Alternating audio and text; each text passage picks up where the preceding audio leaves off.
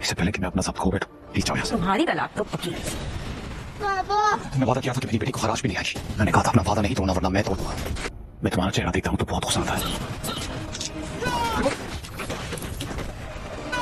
50% देने का वादा किया तुमने मुझसे, अपनी बात से मुकरना मत बता। जाओ यहाँ से। कहाँ रह गया उसका बाप? आखिर में अभी तक अदनान मतलूबा रकम लेकर उनके पास जाता है जिन्होंने इरहा को अगवा किया होता है और वहां जाकर देखता है कि उसकी बेटी पर तशद्दुद हुआ है। वो बोलता है, मैंने बोला था कि मेरी बेटी पर एक आंच भी नहीं आनी चाहिए वरना मैं तुम लोगों को तोड़ दूंगा। वहाँ अदनान उन सब के साथ बहुत ज़्यादा लड़ाई करता है। उधर से कमाल को अपने हिस्से की पड़ जाती है।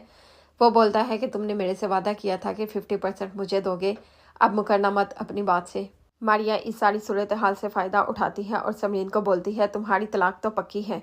अदनान और इसके घर वाले इरहा के अगवा होने के लिए समरीन को ही कसूरवार समझते हैं। वो समझते हैं समरीन की लापरवाही की वजह से इरहा अगवा हो गई है। अदनान उससे बोलता है कि मैं जब भी तुम्हें देखता हूँ मुझे बहुत ज़्यादा गुस्सा आता है, चली जाओ यहाँ से इससे पहले कि कुछ हो जाए।